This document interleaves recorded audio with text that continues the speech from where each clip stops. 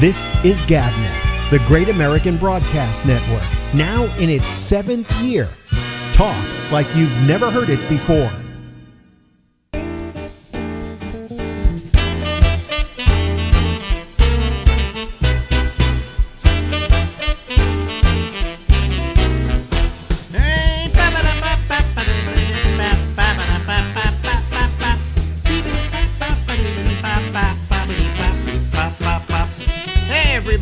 This is the Ramble, and we're going until midnight tonight.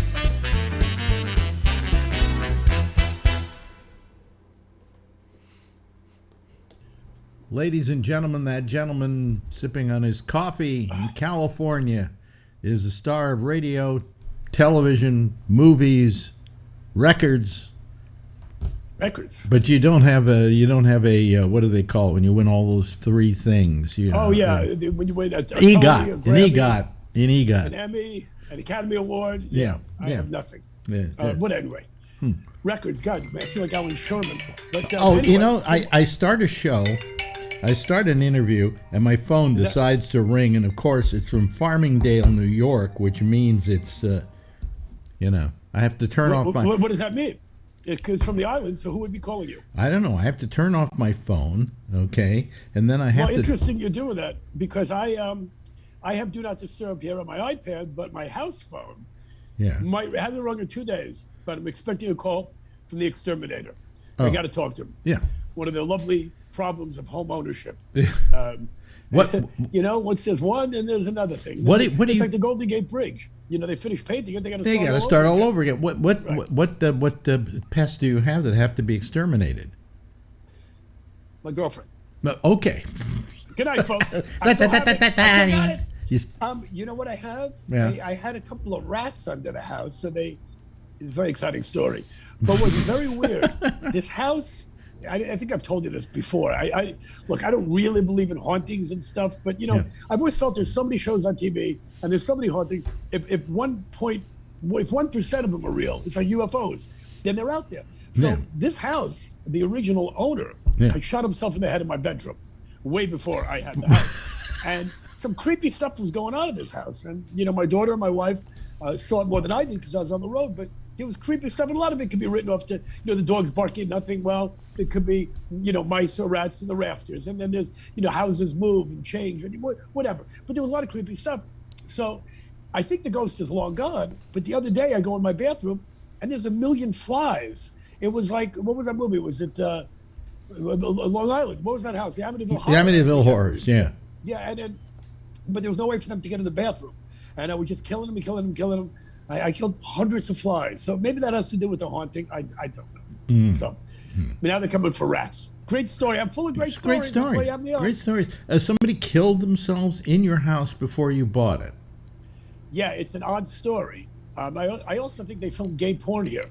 I don't do that anymore. Wait a minute. How do you know they filmed gay porn there? Were you watching a gay porn sometime? And I know my house. Yes, I know. Because some neighbors, when we moved in, and when I heard the story about the guy who killed himself, which I'll tell you in a second, said there'd be occasionally a film crew here, and they never saw any women. They saw like real buff-looking guys, I guess, or something like that. So they figured it was gay porn that they shot here.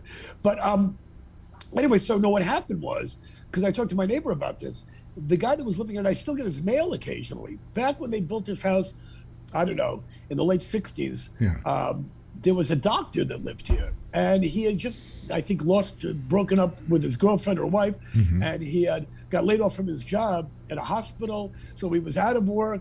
He didn't have a wife. He was very, very depressed, and he couldn't find a job, I guess. So he shot himself because the neighbor didn't know why the mail was piling up. And he came and he found him in the bedroom, my bedroom now, with a gunshot to the head. Meanwhile, his brother said he came to the house to take care of everything.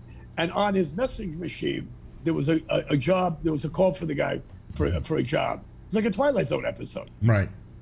So that was a long time ago. It was way before there was somebody else. Now my question to you is, when they sell a house and somebody killed themselves in it, they have to reveal that information. It's only 5 years, at least in California. They only have to tell you something happened in 5 years, within the last 5 years.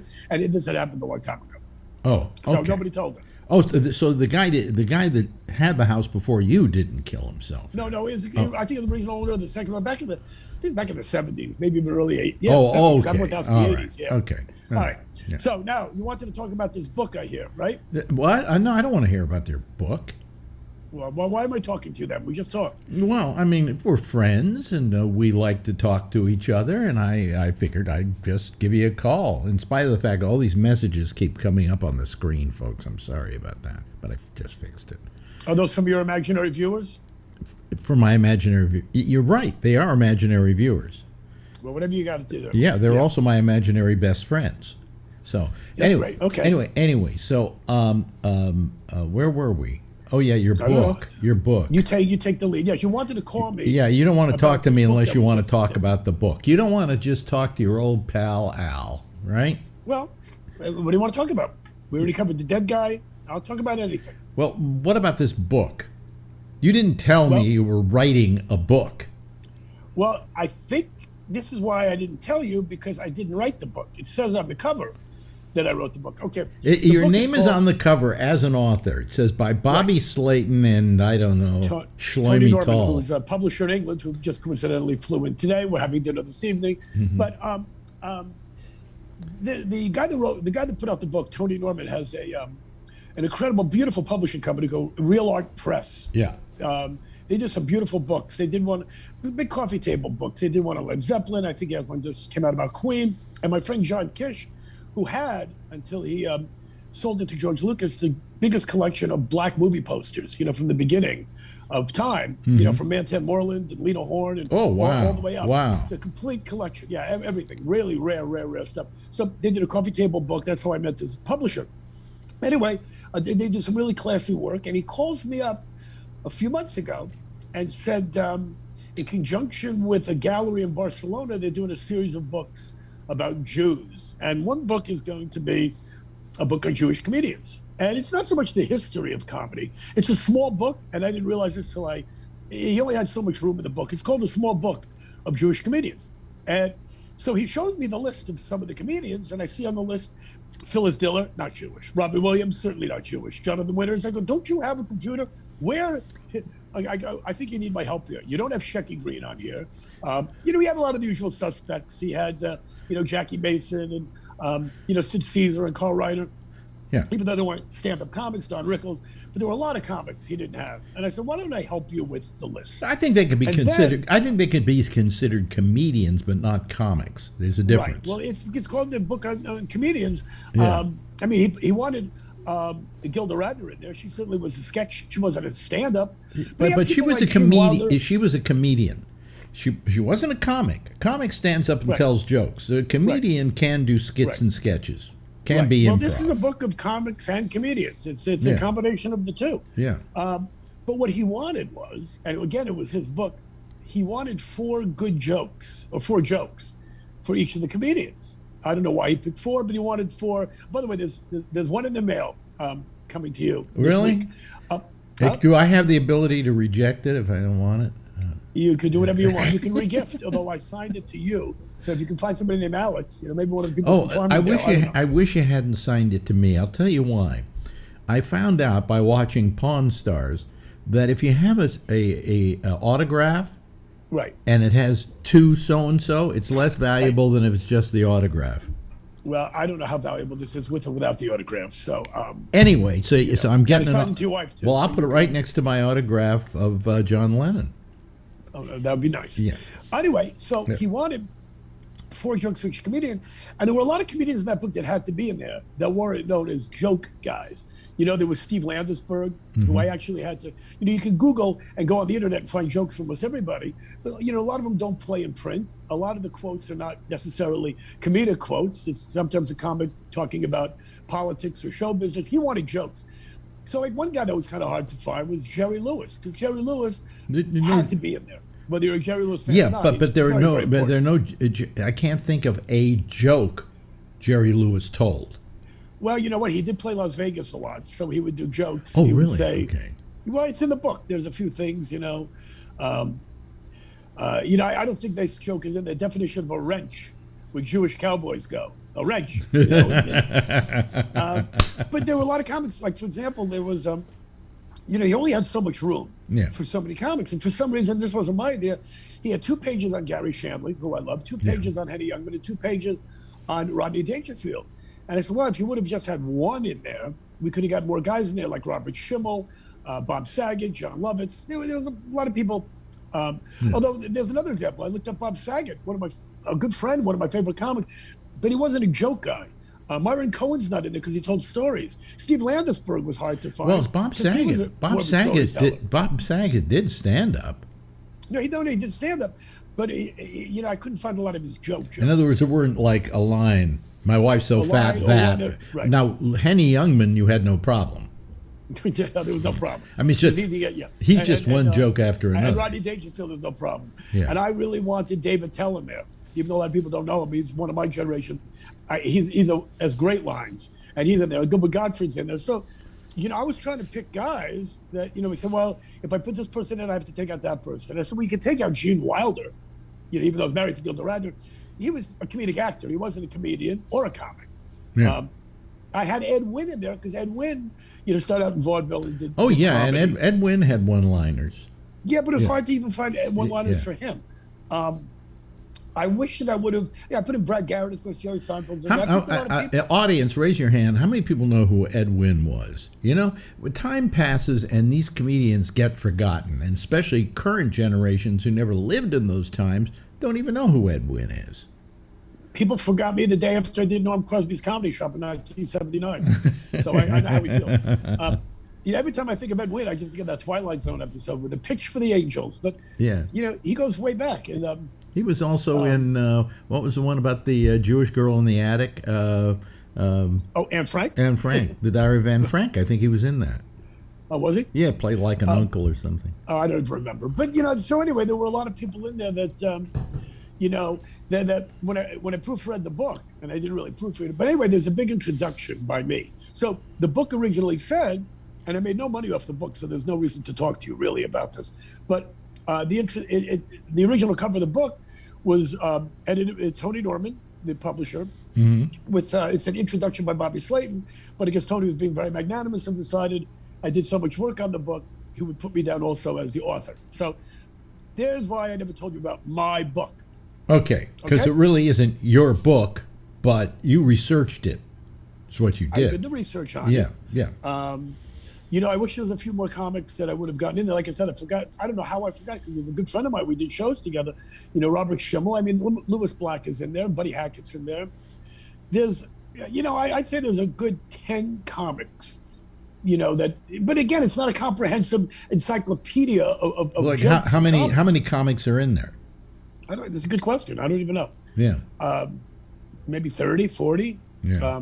Maybe. You know what? I get the book in front of me. I mean, Gilbert Gottfried has to be in there because he's as Jewish a comedian as I've ever met. Right. Well, you know what? But it's interesting because I would look at it I went online, a list of Jewish comedians. And there were people that, like I said, Robert Schimmel wasn't on there. Andrew Dice Clay wasn't on. He's not in the book. I totally forgot about him. But like I said, not everybody could fit in that book. I thought also he had Joan Rivers in there, of course. I said, you should also have, because she was sort of like, in the 1960s, one of the first women comics, along with Joan, was Tony Fields. Yeah. She was a groundbreaking comic. I mean, she was a little corny and a little Borscht Belty, but she was overweight and she made fun of herself and she was on Ed Sullivan all the time. So she had to be in there, Yeah. Today, nobody knows who Tony Fields is. Today, nobody. But back then, anybody who watched Ed Sullivan knew who Tony Fields was. And she was married to Ed Wynn. What a coincidence. No. But that's the story. It's just like a nice little coffee table book. Rickles, of course, is in there. And, I didn't pick all the jokes. Tony had done some of the research and had some of them. So I was just kind of, like Brad Garrett's in there. Brad Garrett's a very funny guy, but he didn't have a lot of one-liners. So I had to really search for one-liners for some of these people. And he had put Gilda Radner in there, but he had quoted all the Rosanna Down or whatever her name was. Those are the Rosanna Downing jokes. He also put Fran Lebowitz in there, who he wanted in there, who, by the way, had some very, very funny lines, but certainly isn't a comic or a comedian. No, she doesn't fall Fran is under a writer and a satirist. and a speaker Yeah. and a writer. She's not a comic, but he wanted her in there. Like I said, it was actually, what's the title of the book? A small book of Jewish comedians. It probably should have been Jewish comedians. It probably should have been funny Jewish people. Because when you do Fran Lebowitz, she deserves to be in a book on funny Jewish people. But comics, comedians, I don't know. You know, that's a real.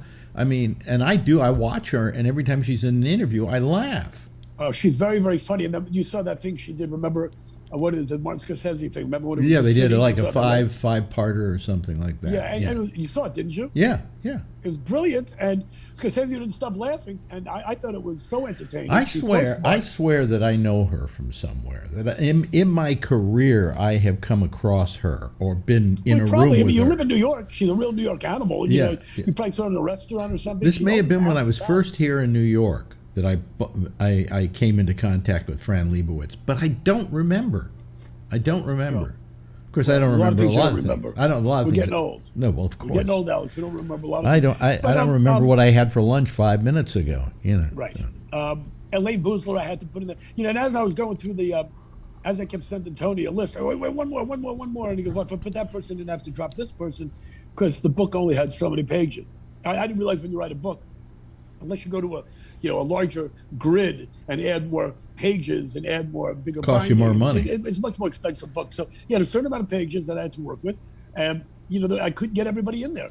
I mean, we could have done a whole book just on Catskill comedians. This could have been. They're well represented. If you think about it, this could have been a coffee table book. With pictures of all the people and the little biography. Well, it is a coffee table book, and if you have a very small coffee table, it's perfect. It's perfect because it's a small book of Jewish comedians, and like that. Yeah. Well, that's very good, Bobby. But it's interesting the ones you came up with, because you and I'm older than you are, but you and I come in a time frame where we remember a lot of comedians who have since been forgotten completely. Toady Fields was a perfect example of that. Who is? Toady Fields. Oh, Toady Fields, yeah. Well, there's other guys, too, that so many people don't know that are very famous. I mean, I think almost, Positive Red Buttons is in there. Yeah. And, Mort Soul and Lenny Bruce are in there, of course. Mm-hmm. But you'll see the book. He also had Alan Sherman in there. And Alan Sherman, I guess, was a comedian, but he was more of like Tom Lehrer. He was a singing, what do you call him? He was a satirist. Parodies. Parodies. Yeah. And, But he's in there. But if we would have called it Funny Jewish People, you still wouldn't have been in there, Alex. So, Yeah, I never consider myself funny. Well, you're not alone in that. Oh, I can always go to you to have my self-esteem killed in a second.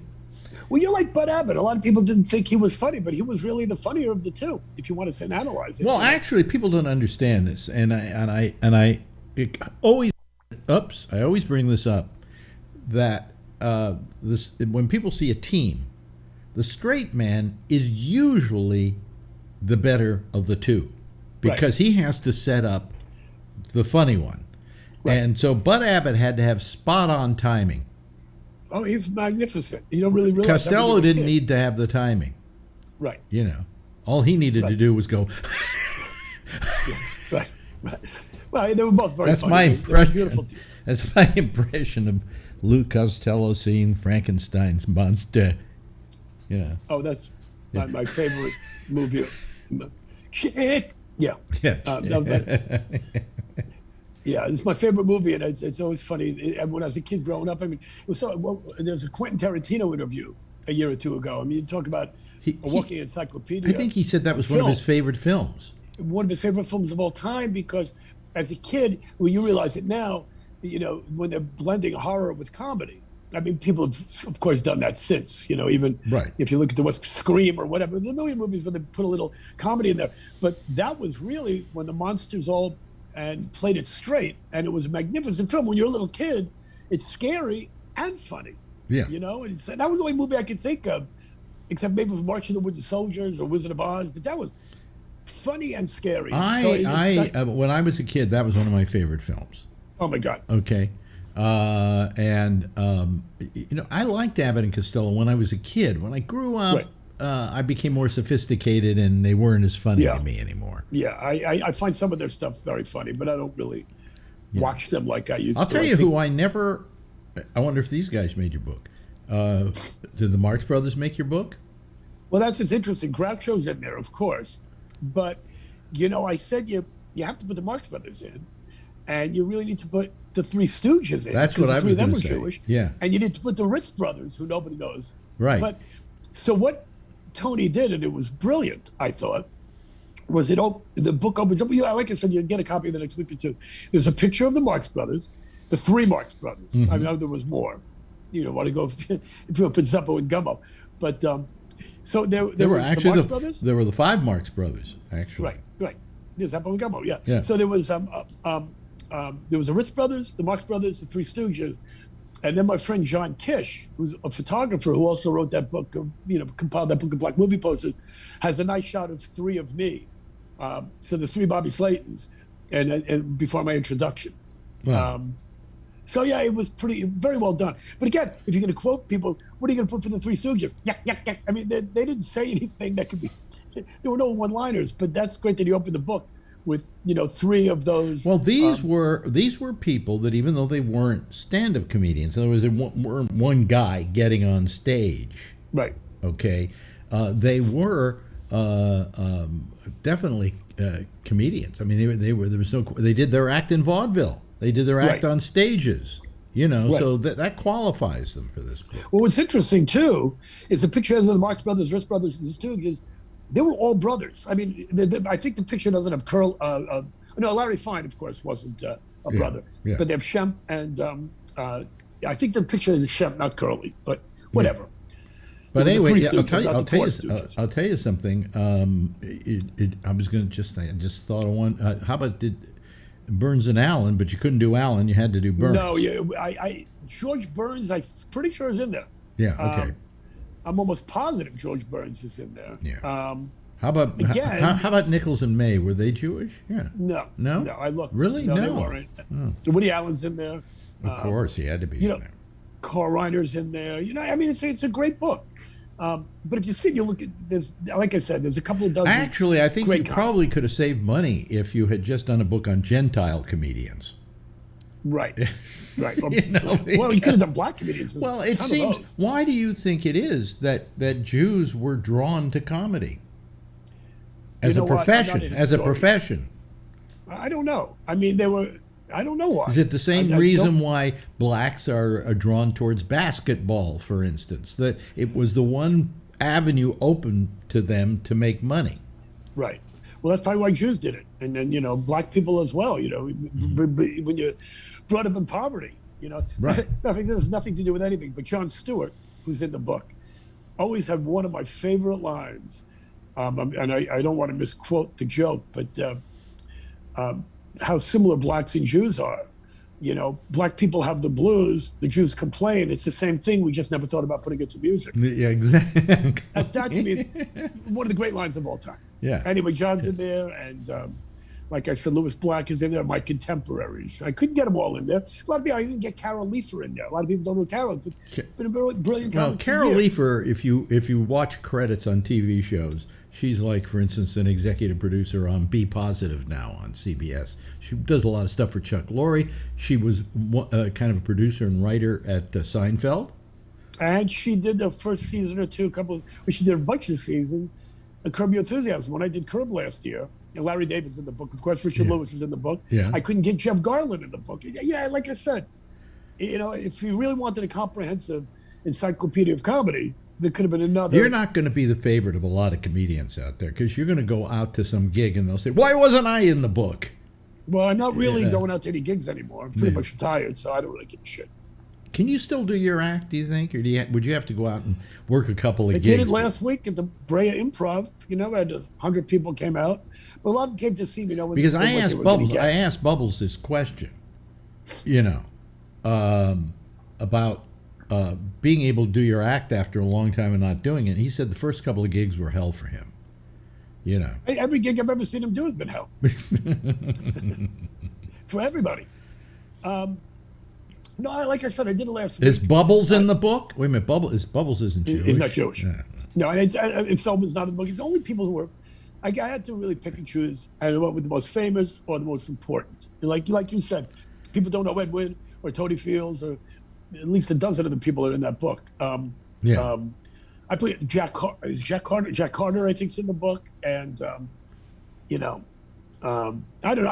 I could get a copy of the book and read them off to you. I'm looking forward to it, actually. Phil Silver's in the book, and he didn't have a lot of jokes, but I love Phil Silver's great comedic actor. Well, again, he worked. Didn't he? Stand up as well. He did vaudeville. He did vaudeville. Vaudeville. I think he went to the Catskills. So there were a lot of those guys that.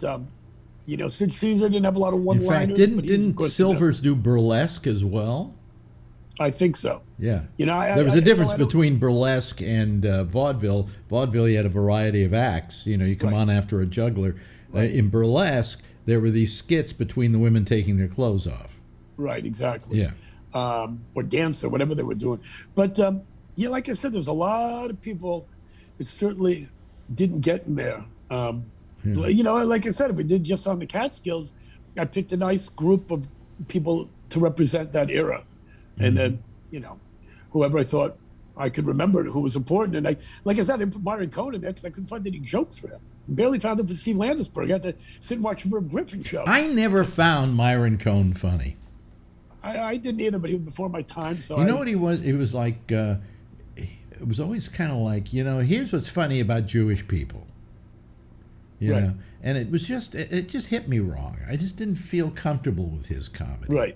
Right. I felt it was kind of being what we call a shanda for the goyim. Right. There you go. Yeah. My first manager, Jackie Kahane, who opened for Elvis, along with Sammy Shore, who opened for Elvis. They're not in the book. I couldn't fit them in there, but they're in my introduction. I mentioned them. Norm Crosby, I think, is in the book. He put me on my first TV show back in the 70s. So that's the story, Wow. So it's called The Small Book of Jewish Comedians, and the only paycheck I'm getting for that is the publishers buying me dinner tonight at a very nice West Hollywood restaurant. Okay. And now I have Christmas gifts to send out. My handwriting is so abominable. I used to have really nice handwriting. I can't even sign my signature anymore. I can't sign it anymore. I go, Bennett, is Bennett Schwarzman, Bennett, G. I can get those out, kind of. And then I go to SCHWARZ, and by the end of it, it's just like this straight line. Yeah, well, I signed them. It's like, it looks like a lie detector test. But I wonder why you lose. Like when you're a kid, you write perfectly. Yeah. Well, you know what? I think I don't know. Who knows? My girlfriend's mother she's like 70s, late 70s, beautiful handwriting. And my girlfriend's 50s, beautiful handwriting. So I think it's different for every person. So what I did was I just made up a stamp. They gave me a couple of cases of books. I'm sending them out, and I stamped the book with Merry Christmas and a Happy Jew Year. So I had a stamp made up for that, so I didn't have to write it. The lazy man's way to spend Christmas. Yeah. And Merry Christmas and Happy Jew Year. All right? Yeah. So we done? I got to go back to work. I'm working on it. Okay, well, we'll let you go this time, but I want to talk to you again really soon because I got a whole bunch of things I want to ask you.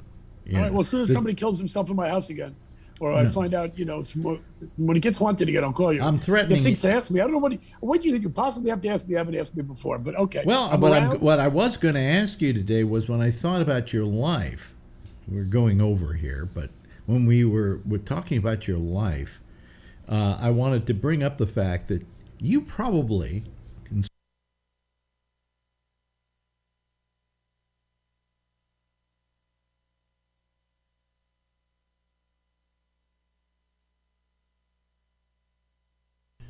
Ladies and gentlemen, that gentleman sipping on his coffee in California is a star of radio, television, movies, records. But you don't have Look,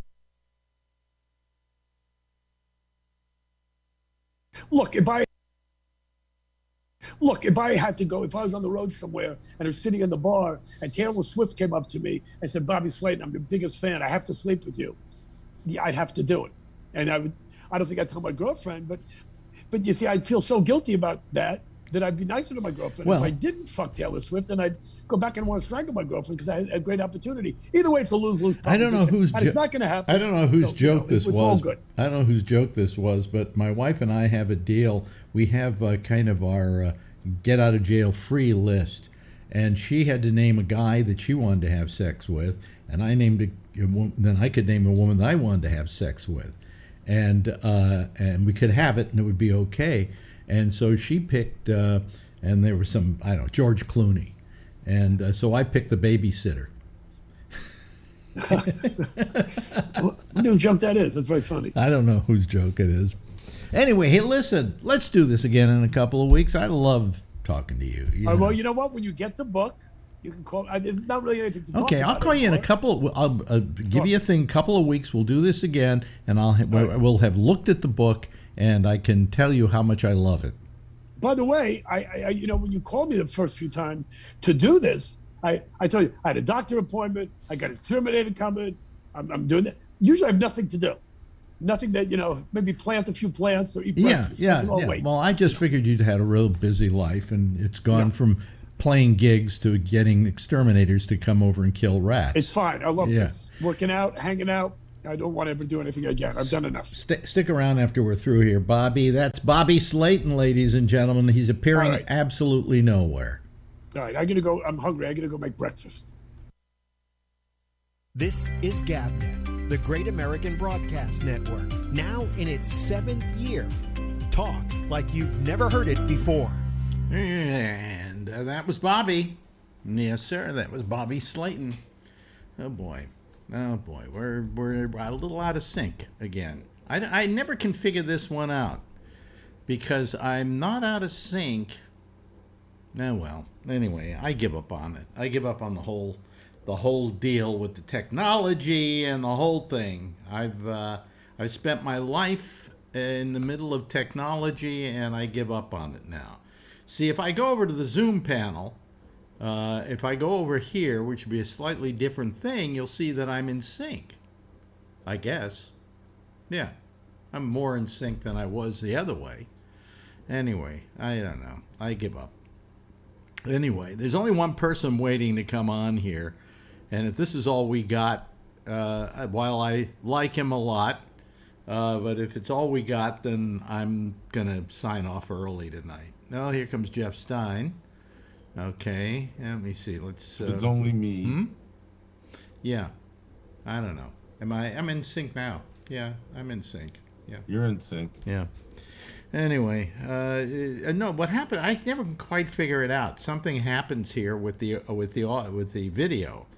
That before the show, it's all in sync and everything like that, and then when I go on and then I even just have the Zoom on, it like screws the whole thing up. So I don't know what the problem is, and I don't know how I'm going to solve this problem. So what the hell?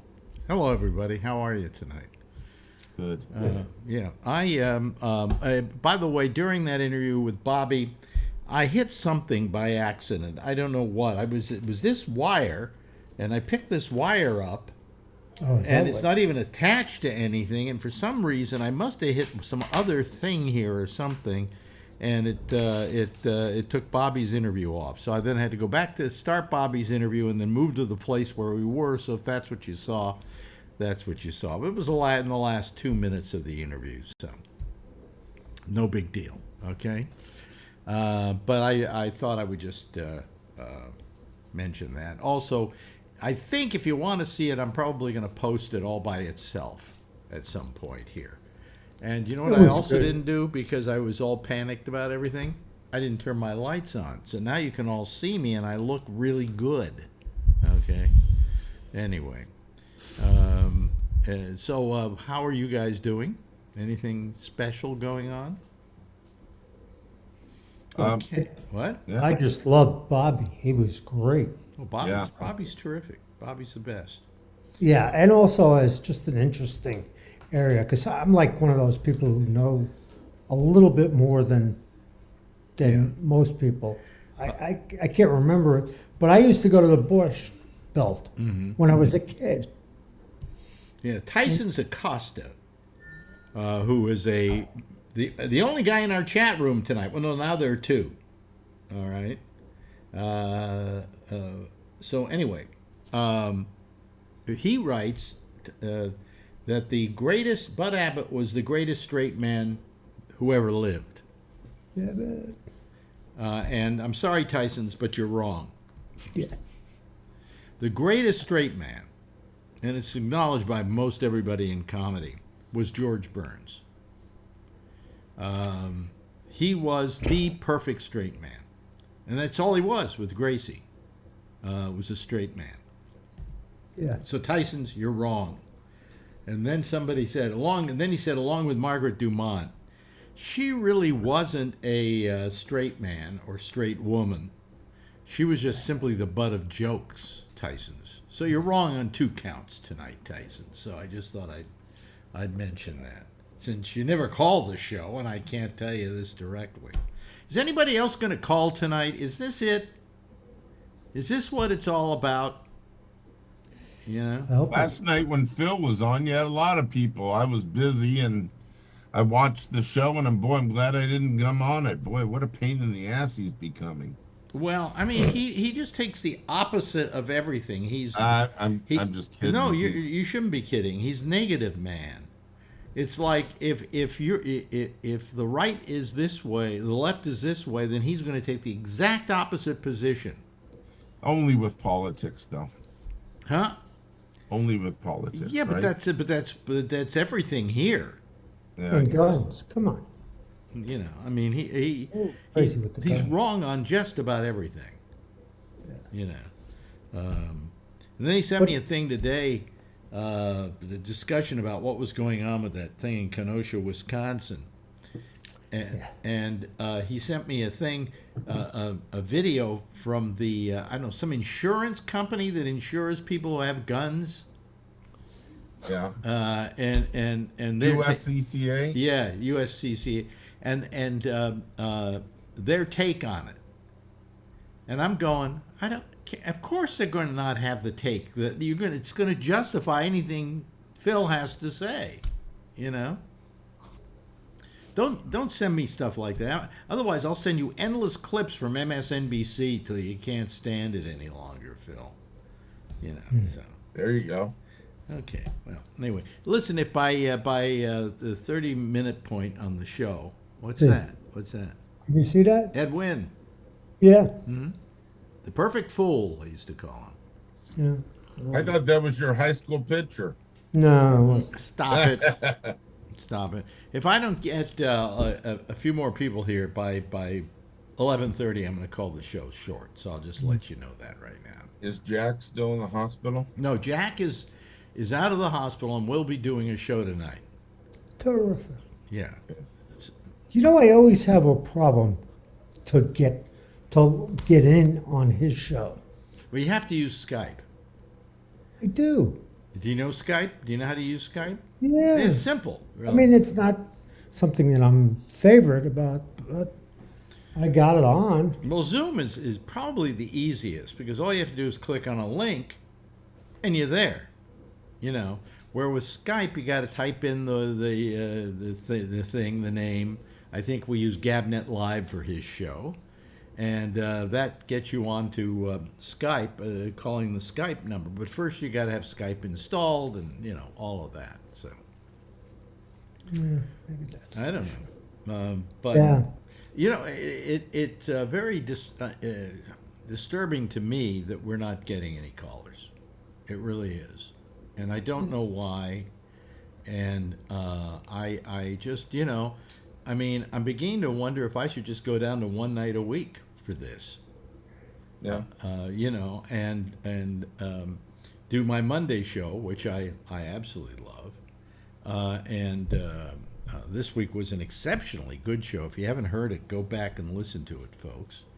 But you know, and then there's nobody watching either. So what happened here? Did the show suddenly get terrible? You know, but It's hard for me to. what? It's hard for me to tell because I like to be on it. I know you like to be on it, and Yeah. the reason I keep doing it is for the people who call regularly, but we haven't even got them tonight at all. You know, Charlie's out with baseball all the time, and you know, if we talk about the regulars, Tony's not here, although you know. Well, I know there's some football games on. I don't watch them, but a lot of people watch them, and Yeah, but is there That's what they make DVRs for. is there a football game tonight? Watch it later. Is there a big football game tonight? I don't know. My brother-in-law's a big fan, and he's been there screaming, and he's hanging out here. I mean, they have football tonight? Yeah. Yeah, but I don't think my audience is big on football. I don't know. Who knows? I thought Tony was going to be here, right?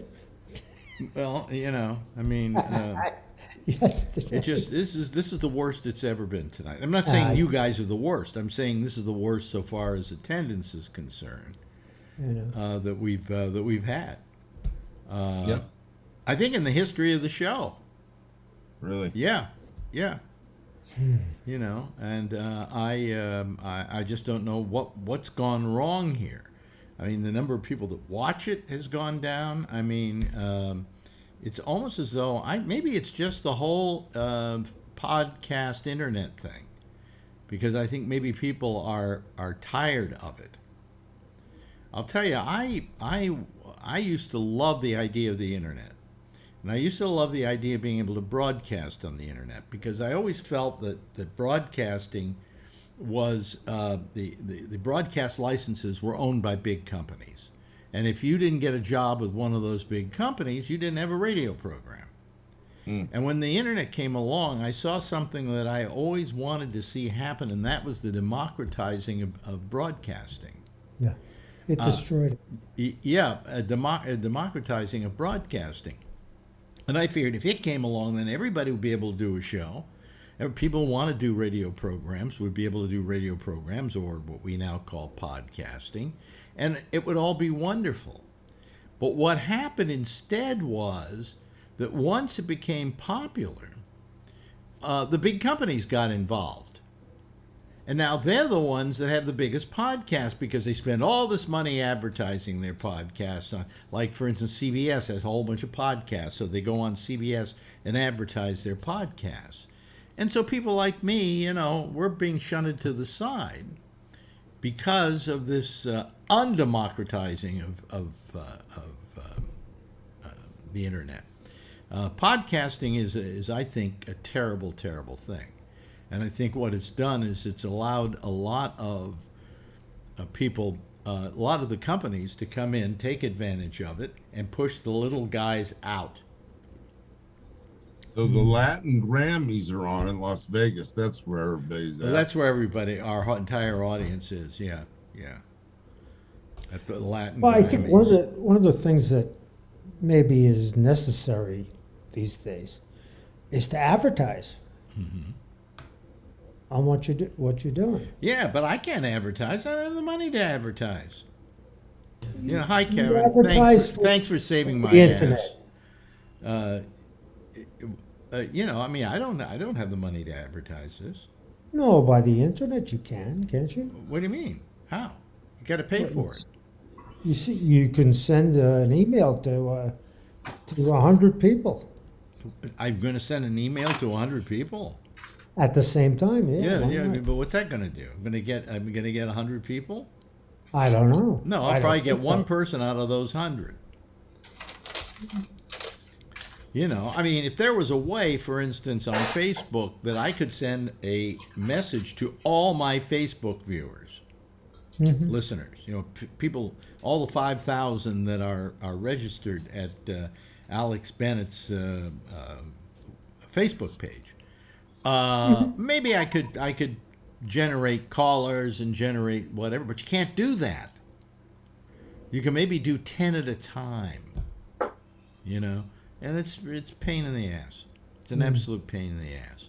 So I mean, but what I'm saying is that I look forward to the democratization of communication, and that everybody would be able to communicate with everybody else and do programs and do amazing things. And all they're doing, I mean, if you look at the most popular podcasts, what are they, Kevin? Do you know what they are? I'm sorry, I got a text. What were you talking about? I'm sorry. I'm talking about podcasts. And then I asked the question, what is the most common type of podcast right now? Jeez, what's common? Probably makeup. No, you know what it is? It's those damn mystery things where people tell stories about murders and, Really? Yes. And Yeah, I had no clue. I mean, there's so many different ones out there. It's hard to tell. I mean, but I don't yeah. listen to a whole lot of them. I listen to some sports podcasts and things like that. But I don't not really. This is probably one of the only ones I listen to. Yeah. Well, I didn't think. By the way, you should take your background off because you're disappearing. Your head disappears. You're talking about me? Yeah, because you're not lit well there. Sorry. Yeah. I thought I would try something new. Yeah. Well, what you're gonna do? Put New York in the background? What did you do that for? I like the picture. That's my deal. You don't get to do that. Oh, okay. Yeah. But mine was during daytime. Yours is at nighttime. Oh, I see. Okay. Anyway, I'm looking online to see if you can start. You gotta on Facebook. You gotta start a group chat. Don't ask me what that is. In order to send all your people a message at the same time. I don't know. And how do I start a group chat? And maybe somebody on the show that's listening can do that. You could Google it. I don't know. I don't know much about Facebook. Foreman Colossus says, didn't YouTube lower the pay amounts to the people who built the YouTube's popularity based on the little guy? I don't know if they lowered it or not. I've been getting money from them. I get about $200 a year, I think, from them. I don't even know because they just deposit it in my account and then I don't even notice it's there. And then at the end of the year, they send me a tax statement. Ouch. Well, no, I have to report it as income, I guess. But Okay. Yeah. So. I don't know. The news for me is, I take a like a Motrin, ibuprofen type pill, but prescription for my back, called Relafin. I've got to stop it Sunday because on Wednesday I'm having a colonoscopy. Oh yeah, well no, you have to stop. You have to because of blood. Right. Yeah. They want to make sure you don't bleed to death. Right, I get it. Right. So, yeah. But when I get a cut outside my body, it coagulates and stops bleeding. So.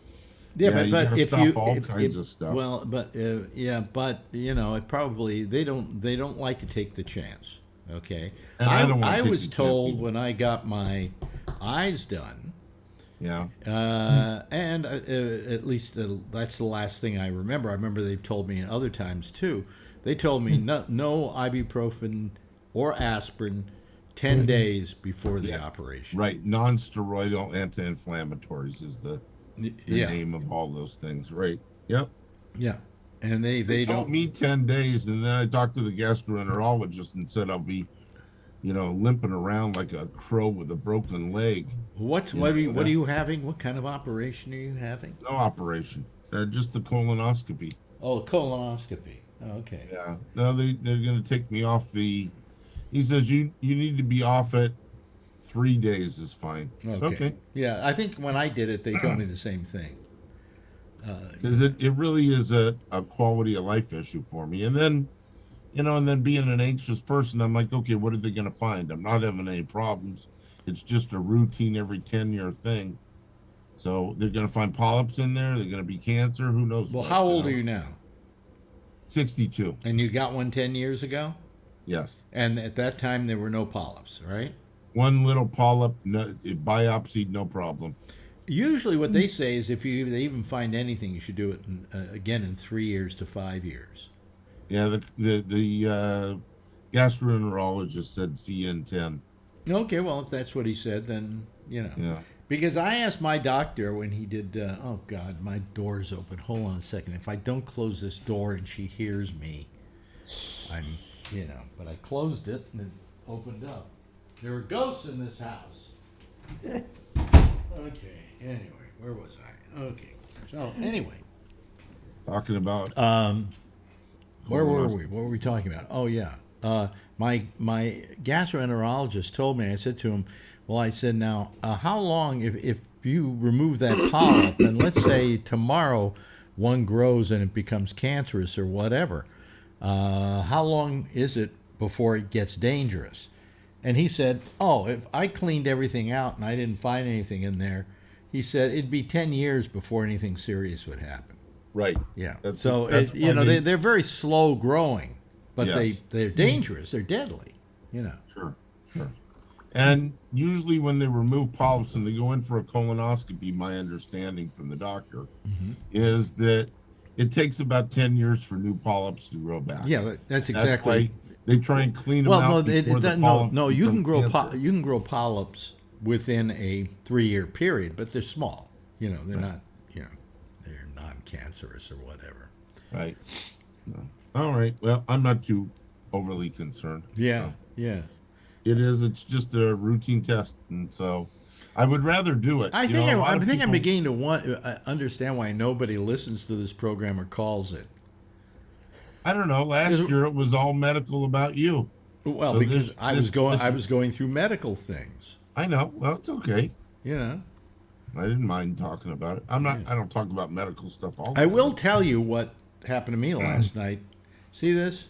That's not really there. Well, there are cars moving down there. See, but what this is a green screen, and what it is if you do this, you see, right?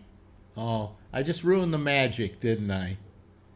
No. But if I put up the green screen, there we go, right?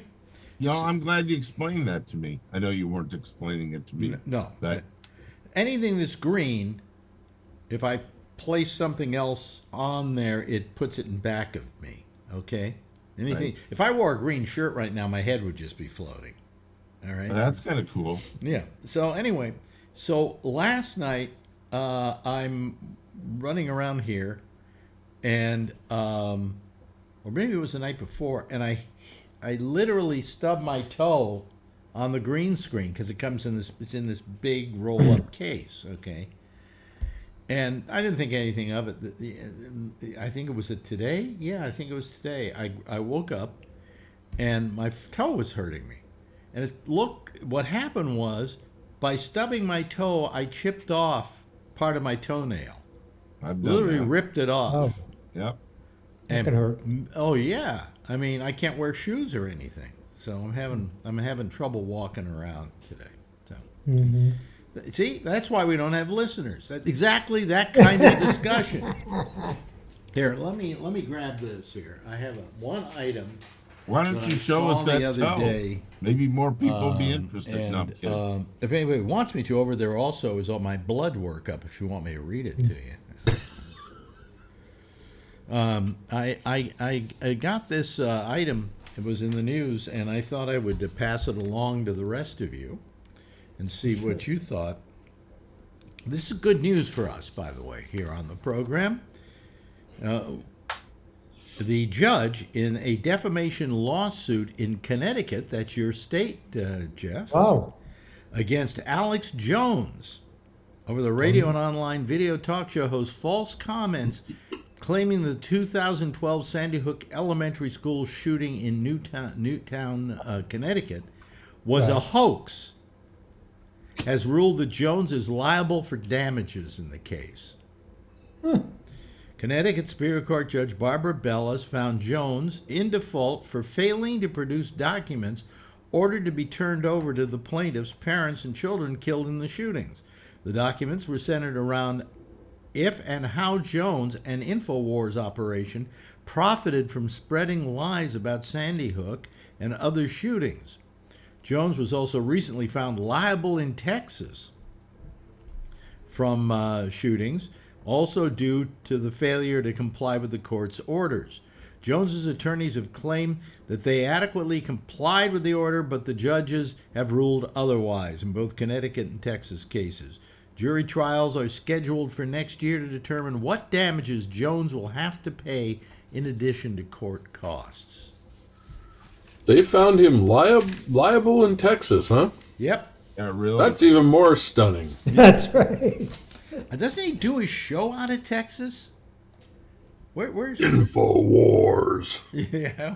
Where's he? Where is he? That's where he keeps his dog, people. Don't you know that? Yeah. Where is he? You Who know. is- I don't know where the hell he is. Yeah. And what's he all about? Yeah, right? Yeah. So anyway, so it's 11:30. I'll keep going here because Kevin called. Oh, that was nice. Thank you, Kevin. Yeah. Well, you know, one more person called, so here I'll keep going. But you know, And I always screw you up with that, don't I? after tonight, I'm going to have to think about whether I'm going to do a show on any other night, but Friday, and the Monday show that I already do. And the other thing I'm going to have to double think is whether that Friday show won't just be Kevin, Patrick Blazik, Josh Wheeler, and myself. So, you know. So unless I start getting a little more participation here, folks, I mean, I'm going to have to just say that's you know, I'm going to have to make it so that I don't get depressed 3 days a week, you know. I think what Jeff was saying was when he was talking about you advertising that he is a man of a lot of money and he was going to pay for the Oh, advertising. he's going to pay for the advertising. Yeah. Yeah. We ought to start a GoFundMe page for Alex. You know? How much am I going to have to? Well, I don't know. The GoFundMe page is free, and they take a small percentage, and we send it out to everybody on his Facebook profile, and they send him money. Well, I was thinking about doing a podcast. You know, these podcasts are about true life stories about murders and Yeah. intrigue and so on. And I was thinking of creating one and just creating a totally fictional story. Isn't that what Life in the Passing Lane is? Totally A podcast, yeah.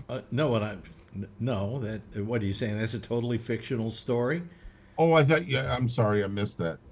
No, it's non-fictional, but at least I think it is. But no, isn't that a podcast? You know, about some grisly murder that happened. Oh, okay. Blah blah blah Yeah. blah, and I'm going out and I'm investigating it. I'm going to find out who did the murder. There you go, and you can ask Phil. You know, So I can ask you about something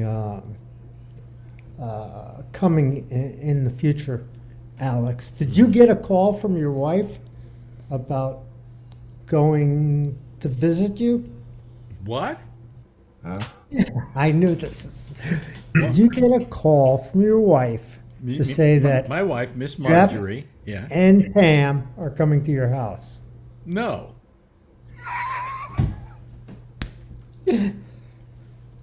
Well, she did. What- I don't know if she told you, but she told Pam, Well, don't- and Pam told me. Well, don't rely on my wife for anything that way. I mean, she probably Yeah. forgot 10 minutes after the call was over.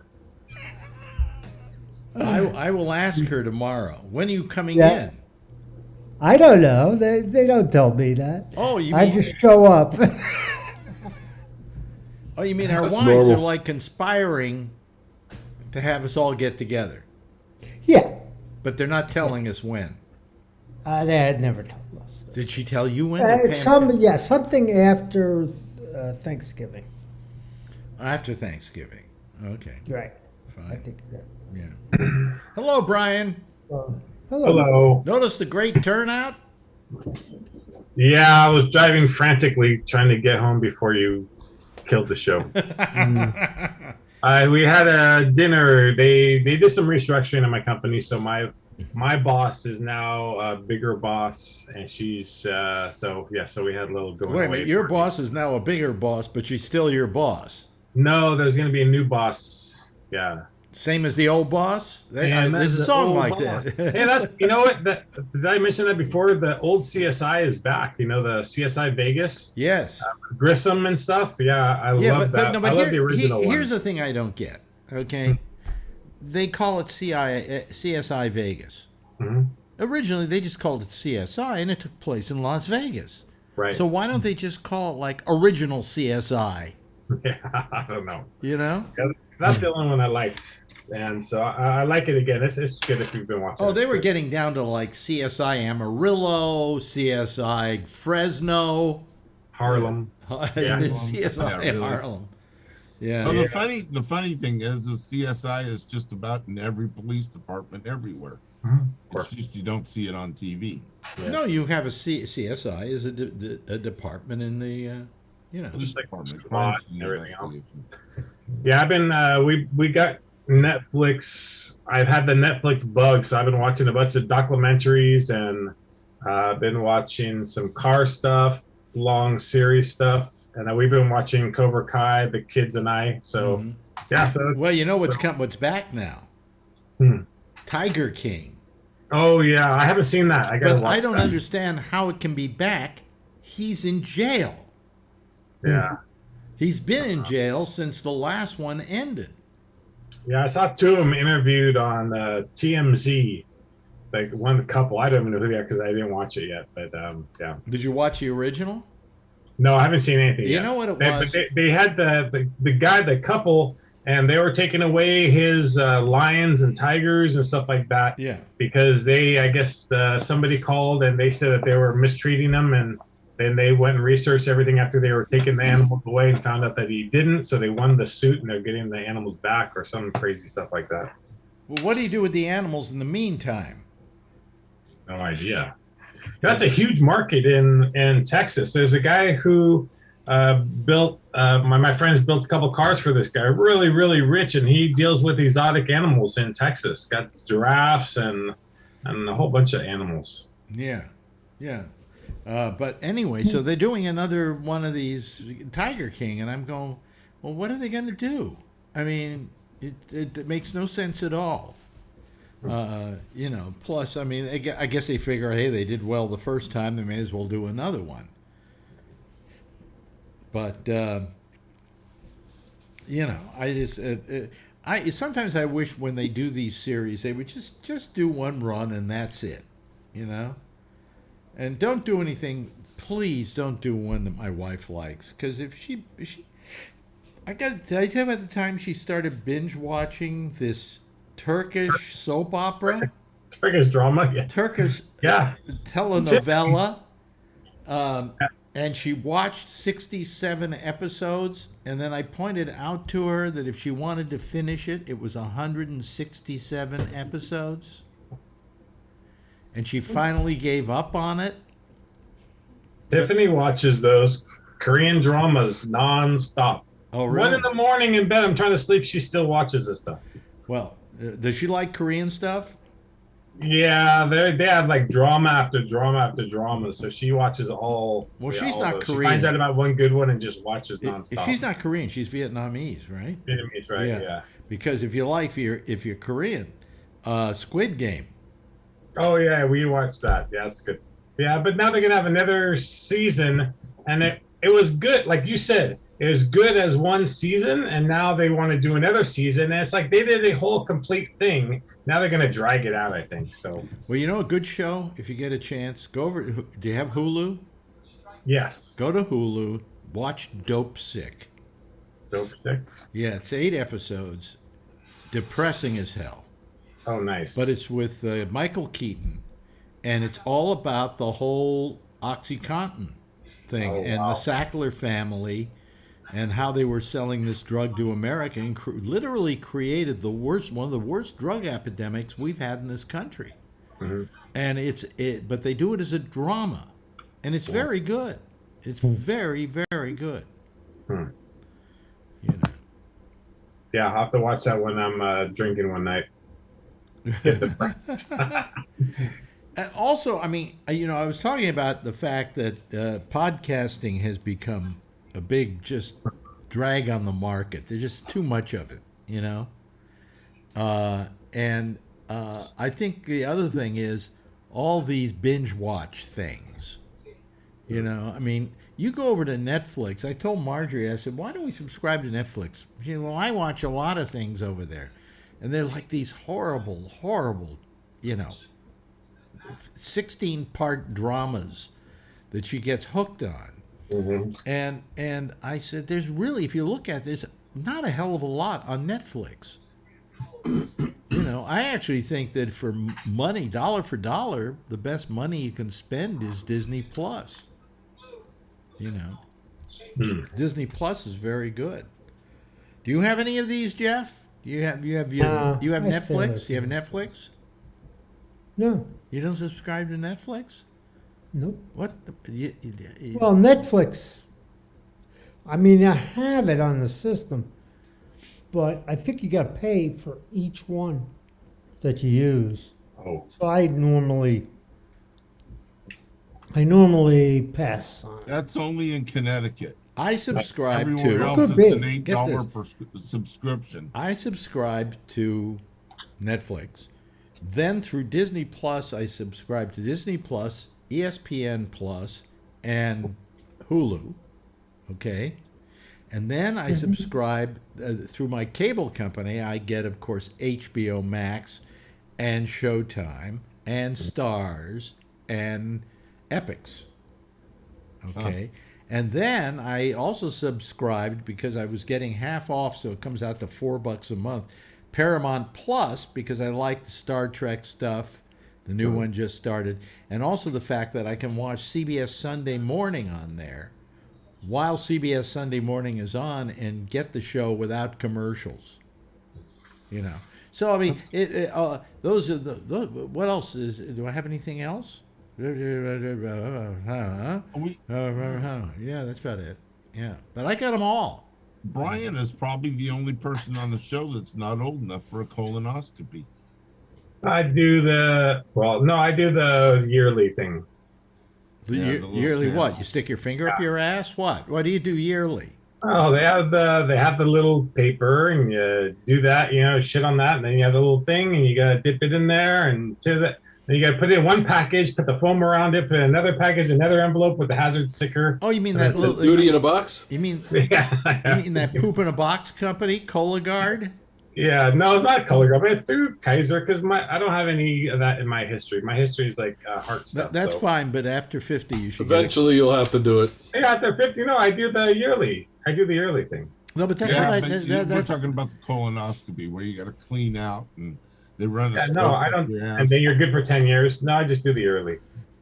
But that's why I do this all the time, because my Don't heart. put that on your butt, do you? No, no sample from that. Yeah. Oh, hello, Matt. That'd How be a are big you? mistake. It's Matt from Seattle. Hi, Matt. Hey guys, Yeah.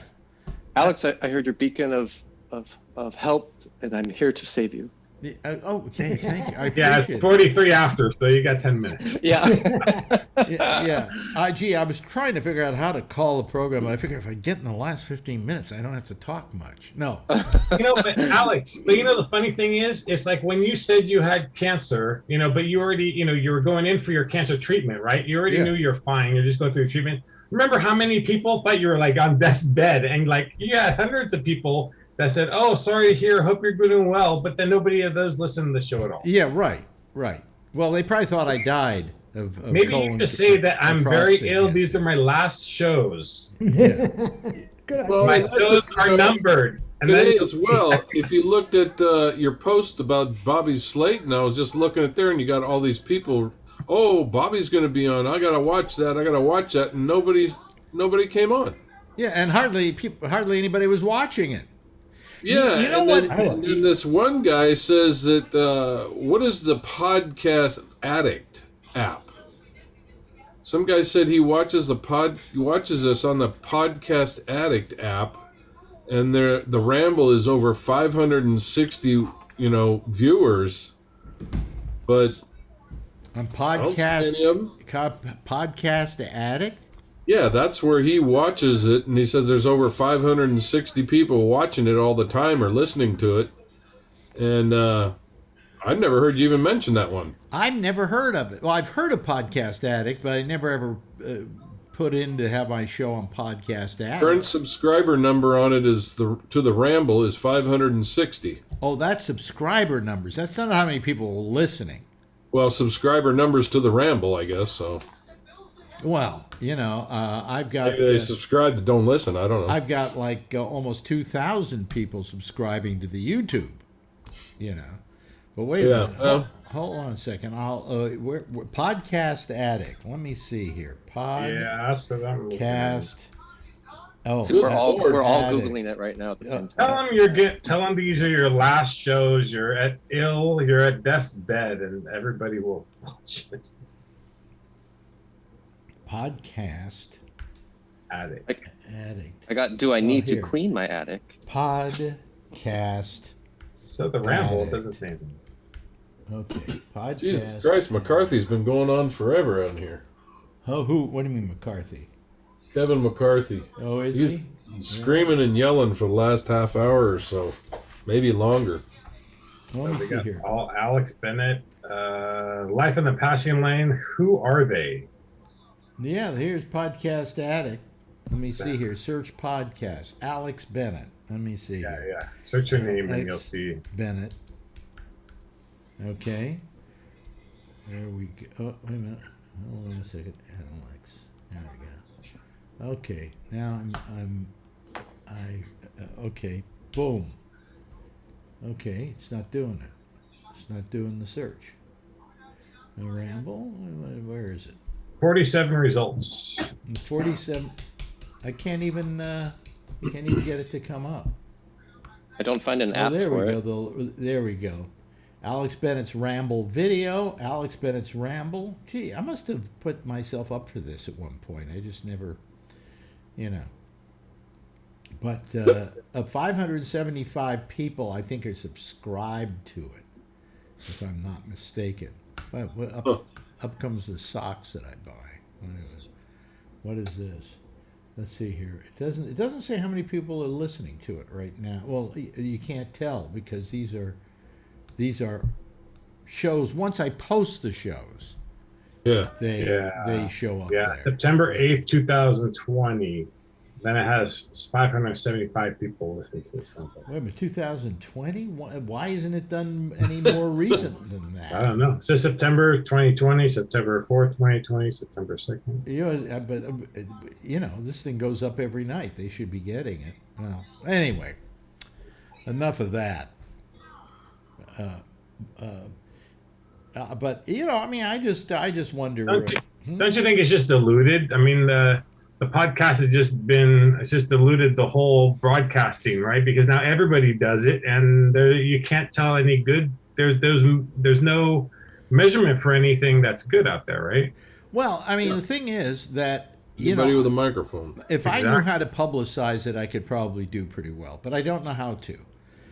There's a whole paradigm and things you've got to do in order to get people to pay attention to it, and I don't know. I just don't. I don't get it. We need to get somebody that's a Facebook expert. No, I or need a to find. What I podcast need to guy. find is a 14-year-old who knows how to do this. You know, Right. because when I see that, and it's true that there's some girl out there who's got 2 million viewers or 3 million viewers, and she's giving out. She's 14 years old and she's giving out makeup tips, and she's got 3 million viewers. And you go, what am I doing wrong? I don't have a tight You bring vagina. Phil What? back and have him Huh? give out makeup tips. Should I give makeup tips? Sure, why Yeah, not? but you know something? But look at this face. Does this look like somebody could give out good makeup tips? I don't think so. But I have good hints about eyeliner. Anyway, so hey, by the way, Matt, Yep. you have. I notice you have surround sound. Yes. I have a sound bar and then the remote speakers. Yeah, which sound bar do you have? Vizio. That's what I bought 2 of them. They're great, right? They're really good. One Yeah. was 200, one was 300. I replaced. Oh, I heard you talking about that story. It was a Vizio. I replaced both of my amplifiers and everything with this. You know, and I have very few complaints about it. I think that some of the audio on some of the things you got to turn it on direct because you don't hear it right. But then if you put on a movie, man, the sound just Yeah. immerses really great. you in it. It's really terrific. It's the best way to get a full surround sound system. Did you? Yeah, because the TV speakers are shit. Oh, the TV speakers are shit, but I used to have I had Bose speakers and so on and so forth. This thing's so much better. Yeah, and relatively cheap. Relatively cheap, yeah. There's one. I had a soundbar a couple of years ago, and I paid $900 for it because I thought I was getting the best, and it was a piece of junk. I ended up getting rid of it. Well, the whole soundbar thing has improved, over the years. I have an old Samsung here in this room, and it's okay, but it's not great. And then what they did is they came out with the sound bars that gave you surround sound without you having to have the back speakers. But then Vizio came out with a sound bar and a woofer. And then you plug those two surround sound speakers into the woofer, which is is Bluetooth from the front. So there are no wires. I eliminated just a rat's nest of wires by putting in a sound bar. So. And the subwoofer really gives you some good vibration. When you're watching an action movie or something. Oh you yeah. really get that it's vibrating. You know what you think though? Sometimes when you have all that going on and you're in the center of it, you think that everybody in the neighborhood can hear you, but it's not really true. Because really, you're isolated in this pod, and outside of this pod, it isn't that loud, But it's fun. It's great. It's terrific, You get much noise. You're in an apartment, so do you get much noise from the people above you? Pouncing on your ceiling? No, because there's nobody above me. Oh, I'm on the top floor, so I stomp a lot on the floor here to bother the people below me. Smart. But no, we're on the top floor. We have probably the best view of any apartment. There are probably 3 apartments in this building that have the view we have, and they're all on the 8th floor. There's us, there's the guy next to us, and then a person over on this side here. And they've got a good view because they got not only the view of the city, but they also have the other view of just, Harlem and so on and so forth. But this is the apartment with probably the best view in the whole building. Yeah. When I was in Houston, I lived on the 23rd floor in this apartment for a while, and it's all glamorous and everything, but what a pain in the ass. Getting groceries up and just the whole thing is. Well, did you have an elevator? Yeah. There's an elevator, sure, but man, if you want to just go get a snack somewhere, it takes you 20 minutes just to get out the door. Because you got to get in it, and other people, they stop you along the way. Well, yeah. I didn't think about that. It sucks. Yeah, it's terrible. I've got the slow. It looks so glamorous on TV in the movies, but it's in practice. I have an elevator that's so slow that there must be a joke there somewhere. How slow is it? I'm trying to think about it. It's so slow. I don't really. How slow is it? It's slower than Tony. Wow. That'll get him to call. That'll get him to. You're gonna say "fuck you" again. No, soundbars are really a terrific way to solve the whole problem. I mean, I used to have an amplifier and the speakers, and then the wires that went in the back, and the 2 speakers there, and the subwoofers hooked up. I got so many old subwoofers here.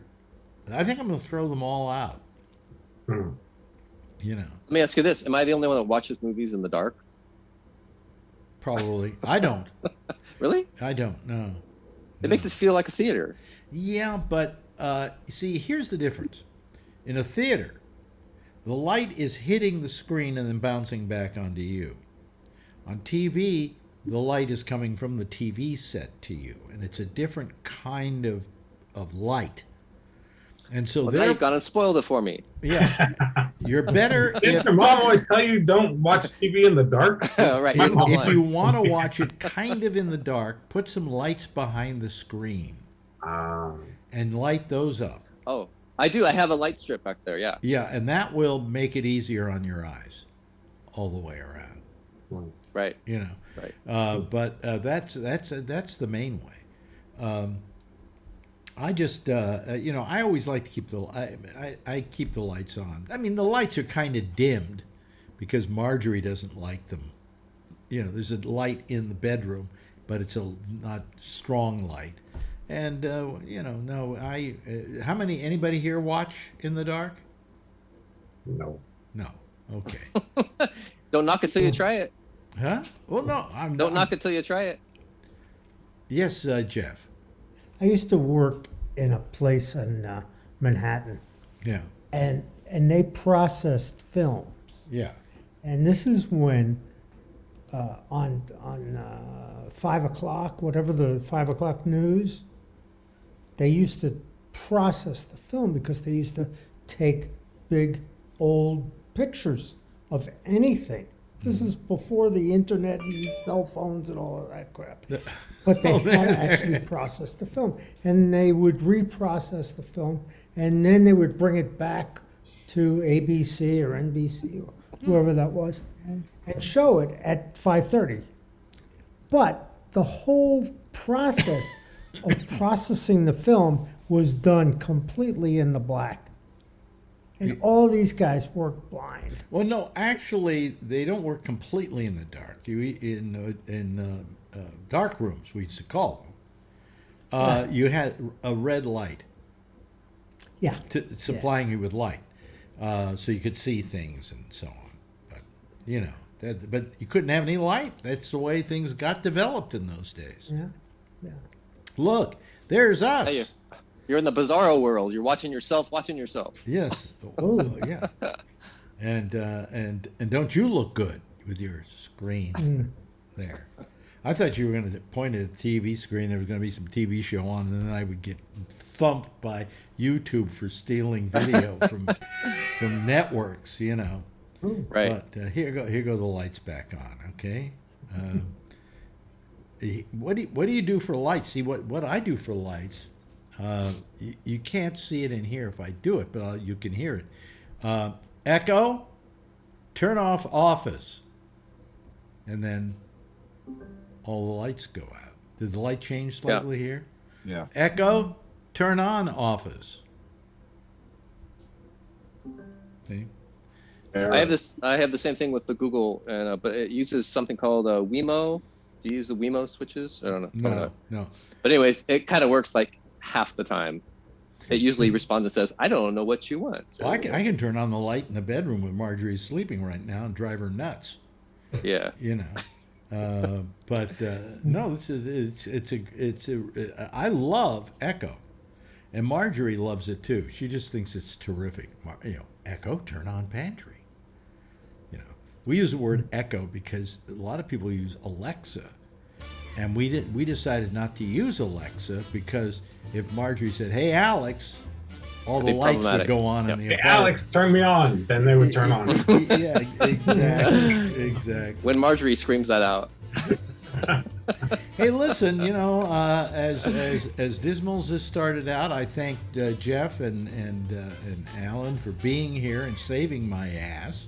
But I also thank Brian for joining us, and then Kevin for joining us, and then Brian, and then Matt, and it made for a very nice little kind of talky little nice show. And screw everybody else. Yeah, screw everybody else. The hell with them. Fuck all of y'all. I can do this show by myself. After all, I have sex that way. Anyway, Alan, thank you. You're welcome. Appreciate you calling. And Jeff, thank you for being here for a while.